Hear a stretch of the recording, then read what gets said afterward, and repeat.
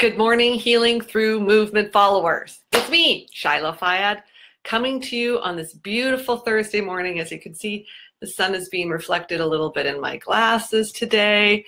Yeah, I'm super excited to be here because we are going to be talking about something that I am really passionate about, and that is anxiety. And I'm mostly passionate about finding ways not to feel anxious.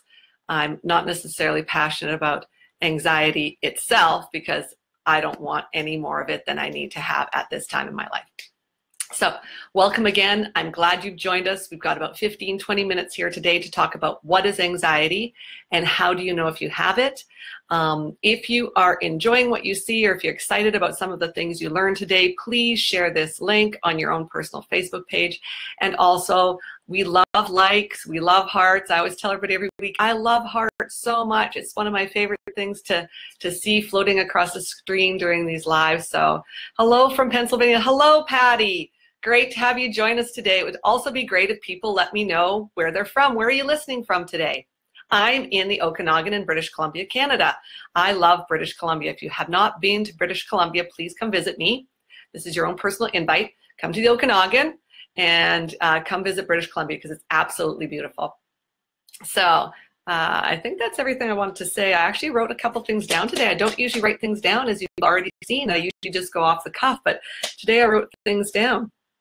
Oh, what I was going to let you know is that this is the first in a series of 3, because I love to do things in 3s. That's sort of my magic number. So the first one here is about anxiety, what it is, and how do you know if you have it. Then next week, we're going to talk specifically about social anxiety. That's something I come across a lot with my clients, and I even suffer from it on occasion. And then the week after that is going to be about anxiety attacks, panic attacks, what they are, and how to work through them. I'll give you some tips around that. So first of all, in terms of describing anxiety, anxiety is a physical response to specific thoughts that you're having or circumstances in your life. So it often affects the way your body works, it affects your thoughts, and it also affects your behavior. So that's a really important thing to know about anxiety. Absolutely anybody can suffer from anxiety. It doesn't matter what age you are, but anxiety can even be one of the things that children go through, even on something as simple as going to your first day of school. So the important thing to know about anxiety is that it's actually a very normal experience. So having anxiety in your life is a very normal feeling and experience. But when it becomes abnormal, and I'm going to give you some of the examples of what anxiety feels like in your body, and some of the actions people take as a result. When it becomes abnormal is when you've been experiencing anxiety consecutively for a full 6 months and is actually inhibiting the way you're living your life. So just to keep that, in the back of your head as I talk about all these symptoms and behaviors related to anxiety. But it is important to know that anxiety is very beneficial. Anxiety is one of the body's responses to danger, to stress, to potential accidents. So it's the body's response to anxiety. It's having anxiety that is one of the things that helps you when you actually are faced with some danger or potential danger. So that physiological response, for example, comes into play when you're crossing the street, when you're driving your car and something might happen that causes you to make a quick decision. It's anxiety that will actually, the symptoms in your body of anxiety that will actually bring your attention to what's going on, or even exiting a burning building. So it's important for your body to be able to have that fight, flight, or freeze response. That is the biggest component of anxiety, in order for you to actually take care of yourself in dangerous situations. I see a little note here from Denise. It says, I had a concussion in 2016. Hours cognitive testing. I still suffer from symptoms I thought were related. I worry so much about what the little things are.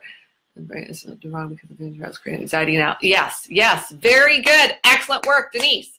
CBT counseling is phenomenal. Cognitive behavioral therapy for anxiety is absolutely fantastic. And yes, oftentimes we suffer from anxiety and we don't know. So let me just check my little notes here today, because like I said, I have some notes to make sure I'm on the right track here.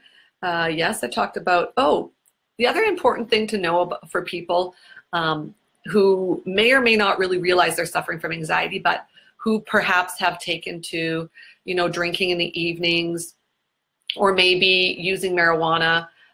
What often happens with anxiety when you have anxiety is that you might turn to alcohol or drugs. And oftentimes I see clients and some of my friends using, marijuana, either inhaling it or taking it internally. So an oil in order to really cope with their anxiety. So they end up with a kind of addiction that's actually a result of them having this underlying anxiety. So the alcohol and drugs helps settle them down a bit, but it actually doesn't remove the anxiety. So what happens when people need treatment around, when they want to deal with that anxiety, they're going to have to treat the primary addiction first. They usually have to go off the drugs and alcohol to really get to that anxiety in order to treat that actual anxieties, because that's what's underneath what's going on there. Yes, I said all these things about it's an important tool. Okay, so let's get into this part of anxiety. So it's important to know that anxiety is a three-part process. So it affects your thoughts, it affects your physiological, like physical symptoms. Sorry, I was just checking my notes there because I lost a word. Physical symptoms, and it also affects your behaviors. So it's important to remember that. So thoughts, it affects you physically, and it affects your behavior. So let's deal first with the physical symptoms. So when you're feeling anxious, what is happening in your body is that your body's preparing itself for some sort of massive attack or a danger of some sort. So your heart will start beating faster and pumping more blood into your extremities so that you can run, so that you can take off, so that you can actually fight, right? The other part about it too is that it also affects your adrenal glands. Now, there's been lots of talk about the adrenals, which sit up right above the kidneys, and a lot of people suffering from adrenal fatigue because the adrenals are pushing out cortisol all the time in this crazy world we live in right now with the speed at which everything's going. People oftentimes are suffering from like a low level of anxiety because their body is in this constant state of being ready for anything all the time. So physically, things can happen. Your heart rate can be changed. You can begin to experience sweating. The other things that happen is you can have nausea, stomach discomfort. Part of that is due to the fact that your body is using all of its energy to prepare you for attack as opposed to digestion, and so your digestion gets compromised. You can feel dizzy and lightheaded for the same sort of reason, like the energy and the mechanics used to operate your brain are being compromised because all of that energy is pushed out into your system in order to prepare for an attack. There's other things you can feel. You can also physiologically, so this is again the physical symptoms. You can also experience some sort of like feeling foggy, like things are unreal, like you're somewhat detached from the reality. So you're quite like internal now instead of external. You can have headaches, numbness and tingling. There's also, you can also experience trembling and shaking. So I'm sure some of you have been afraid enough that you're trembling and shaking.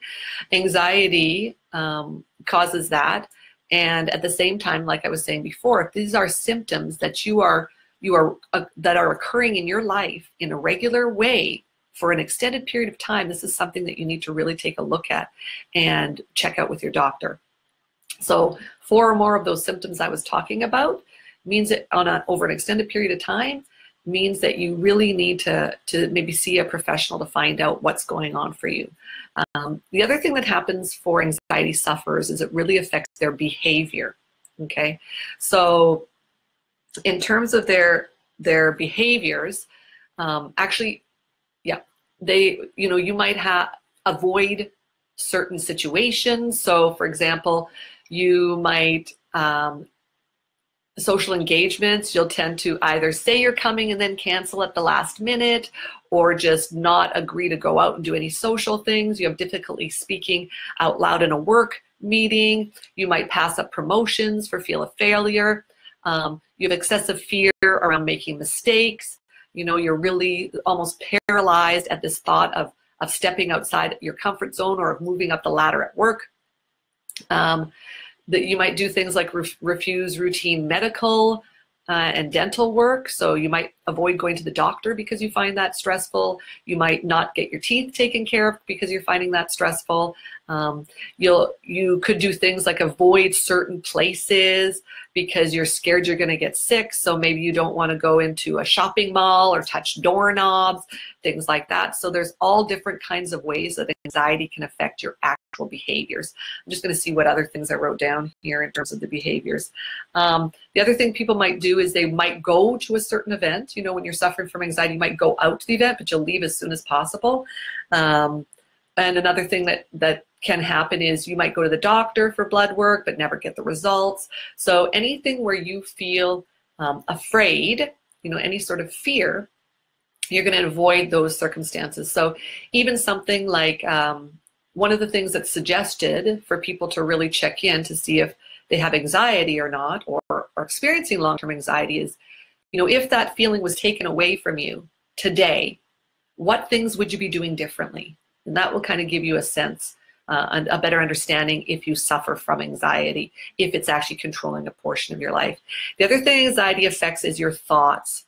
So anxiety really messes with the way you see things and the way you think about things. And most often, as a result, you are very focused on the negative in your life. You're very focused on worry. So you're constantly thinking to yourself, you know, what'll happen if, you know, what happens if I get sick and I can't go to work, or what will happen if I fail at this interview, or what will happen if I forget to lock the door. So it's quite, your mind is constantly thinking about the worst case scenarios. Now, this in some ways is a natural state for humans to have. Okay, I believe I might have talked about this in one of my other lives, and I'm not sure, but our body in general has a negative bias. So it has a real tendency to be in that fight or flight or freeze mode because it was our protection. Back in the day, it was one of the ways that we were really well protected. It was one of the ways that we took care of ourselves and made sure that we were safe, was by being on alert, right? Was by being really on alert. So naturally, our brain is hyper vigilant for problems. Now, this becomes a serious issue when it's impacting the way you're living your life, right?